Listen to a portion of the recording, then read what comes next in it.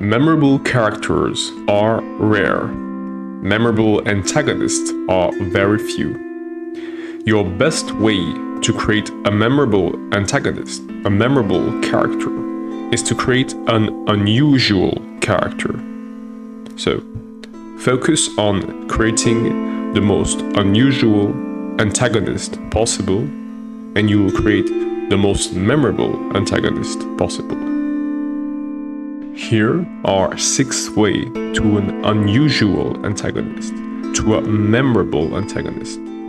If you want, quantitatively, to make the most unusual, the most memorable, the most nostalgic antagonist possible, feel free to combine all of these 6 ways to create a character that your party, your team will have to face in the long run and which will evolve with their party. Because these 6 profiles, these 6 ways, these 6 paths can be used to create one large character, one long-term character, or 6 short-term characters. The first path is the path of the definitive antagonist.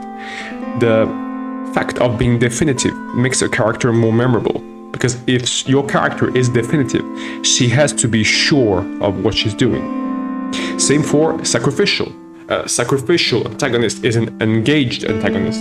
She has a cause, she has a clear goal, a strong goal, which she wants to follow, up to the point that she'll forfeit her own life. The third path is the path of the aware antagonist. So again, in the continuity of definitive, sacrificial, aware, an aware antagonist is an antagonist which knows that she is or she isn't able to act in a certain manner to achieve a certain goal. So her self-awareness will allow her to be highly adaptive, that to reorient her goal if she needs to, or to acquire the resources she needs to in order to achieve this goal. The fourth path is the path of powerlessness, and powerlessness is placed here between aware and dying, because a powerless character knows what she can, what she can't do in the filter of her existence, or what remains of her existence. Now, a dying character, a character which is aware that she will soon disappear, can be considered as an impatient character or as a patient character. So a dying character can be reckless, and a dying character can be steady. Both are valid, and if you want to transition from dying to patient, you have a clear path to follow. The steadiness of this character will allow her, in her death and in the last years, the last decades of her life, allow her to reach her goal in the end, through her own means or through the means of another. The first path to creating a memorable antagonist is to create a definitive antagonist. Again, a definitive antagonist is definitive only because she's able to be. She's acquired a degree of authority through her life. She's acquired a degree of awareness through her life. And the synthesis of these both are she's acquired a degree of experience through her life, which allows her to act in a certain conservative manner. Now, you have to understand that experience brings rigidity to a character. Experience, when accumulated and not renewed, will make your character rigid. So your character has to conserve her authority, but she has to be aware that this is not enough. So even if she acts in a very conservative manner, she has to be able, to some degree, to be aware that this manner is pertinent in a certain context only. This manner, this conservative manner, this most traditional and pertinent manner is only pertinent in a certain context. If the context change, she'll have to change her perspective. That's how she can be definitive in the long run, because she will be always able to adapt herself to the new context. And that's the true balanced definitive character. The second path to a memorable character is the path of the sacrificial character. Now, an antagonist will be sacrificial. A character will be sacrificial up to 2 degrees. This character, this sacrificial character, will be sacrificial for 3 different reasons on 3 different layers. That's how it will be displayed.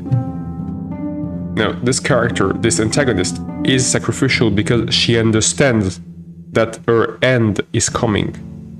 She wouldn't be sacrificial if she was living forever. That's the common factor to all these 3 reasons. So since her end is coming, this character will be sacrificial. She'll be giving herself away for her peers, her species, but also for her own name.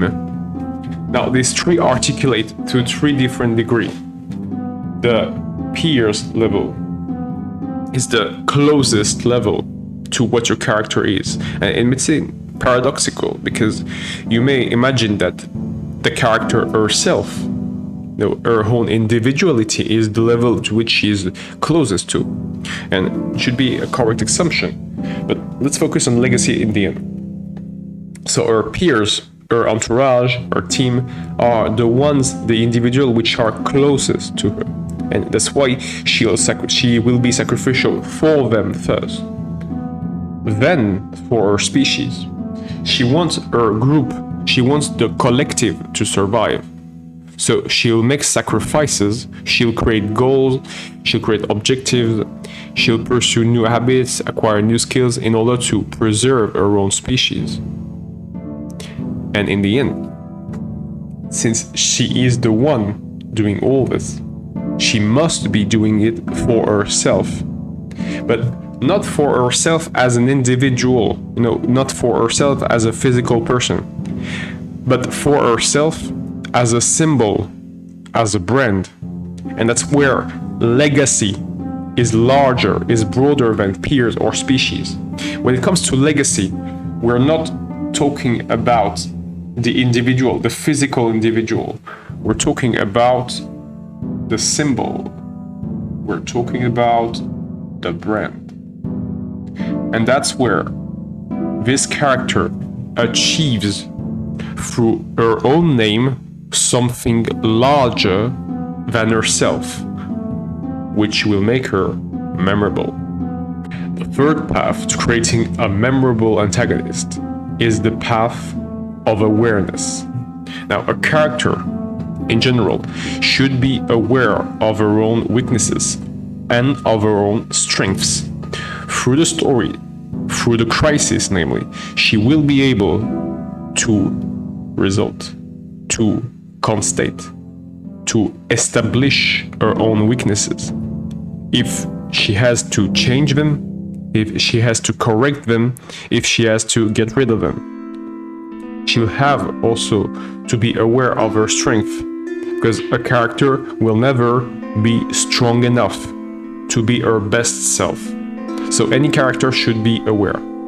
So where does awareness come to this picture in the case of this specific character? Now, a memorable character should be aware first and foremost of her condition. She is not eternal. And the very fact that she understands that she is not eternal can make her eternal. Comes back to legacy and the sacrificial path. A character which is aware enough of her dying condition can adapt all her actions, all her reaction, her behavior, and her identity in order to inspire others, in order to transmit her knowledge, in order to transmit her information, in order to transmit her resources to others, gaining this way the sympathy of others, maybe even the admiration of others.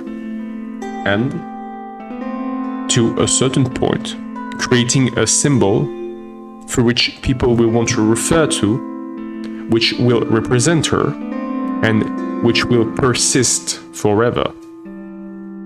Now we have to understand that this character is powerless when it comes to death, but this character isn't powerless when it comes to the transmission of everything she had. So she can't do anything when it comes to her dying condition, but she can do everything when it comes to giving away all she has to others, and in a sense hoping that she becomes eternal for doing so. The fourth path to a memorable antagonist is the path of powerlessness.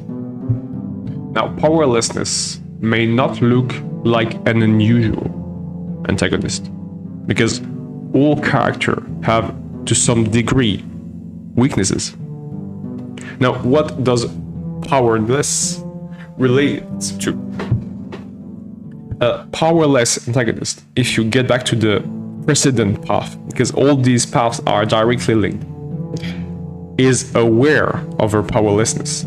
So a character which is powerlessness is aware of her limits. She's aware she cannot count on the past or on the present, so she has to focus on something else. And by focusing on this else, she have to get resources, she have to get new means to reach this else, this new solution, this new possibility. So she has to be constantly looking for new opportunities for the future. Now, a powerless character is only powerless when it comes to her own end.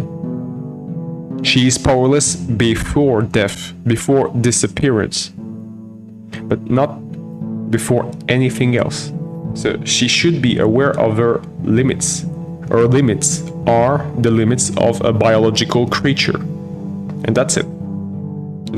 When it comes to transmitting what she has, when it comes to looking for solution, when it comes to looking for new paths, she can choose to consider herself powerless before this new solution, before this new path. But then she has the ability to look for alternatives. She has the ability to reorient herself. That's why which is why the powerless path, the path of powerlessness, is the direct opposite of the definitive path. Your character, at some point, if it's the same character, will think of herself as a real strength. She will think of herself only through her strengths, and that's the definitive path. And at some other point, your character, your antagonist here, will think of herself only through her weaknesses. That's part of your character's evolution. At some point, she will define herself through her strength, and at some other point later in the story, she'll define herself through her weaknesses. Your goal is to find a balance in order to create a sustainable evolution for your character, whichever profile, whichever path you're choosing. The fifth path to a memorable character is probably the most important path of them all, because it is the path which justifies the memory, which justifies the very fact that your character wants to become memorable.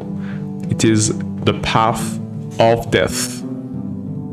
A dying character is an aging character, a character which realizes, which gets into her consciousness, which becomes aware of the very fact that time has an effect on her, knows that she will be dying. And there, you can imagine that it's an old character. It's not. You can realize that you're dying at any age. You can realize that you're going to die at any age. And therefore, this realization, if your character is young, or if your character is old, in your own terms, in your own perspective, in your own context, in your own storyline, will have different effects. If your character realizes that she's dying and younger, she'll have a certain perspective. And if she realizes that she's dying and old, she'll have another perspective. Now, back to the powerlessness path. This character can choose to act or not. And it is the very fact that she acts that will make her memorable in most cases.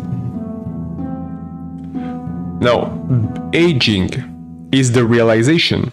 Aging is the instant where your character realizes that she can or not act. Now, what happens when she acts? Your character here, a dying character, is restless. Now, restlessness is transcribed through the actions of the character, because it is disturbance which represents the behavior of your character. So your character is in a state of constant agitation, which is why the next profile is patient. Your character is in a state of constant agitation, and she'll have to find a balance in order to continue to live. Because if agitation is too high, death will become her. Death will become her next option. Remember, this character is extremely aware that she will die.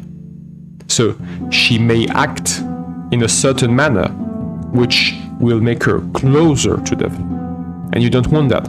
You want her to have some time to build her legacy. So even if she is restless, even if she's disturbed, you want her to use this agitation as a catalyst for her to act, for her to achieve more. The last path, the sixth path to a memorable antagonist, is the path of patience. Now, patience is acquired through awareness. Which kind of awareness? The awareness that your character will, at some point, disappear. That this character, or the I in this situation. Because if you're taking the perspective of the character, you'll say to yourself, I will disappear. I will die.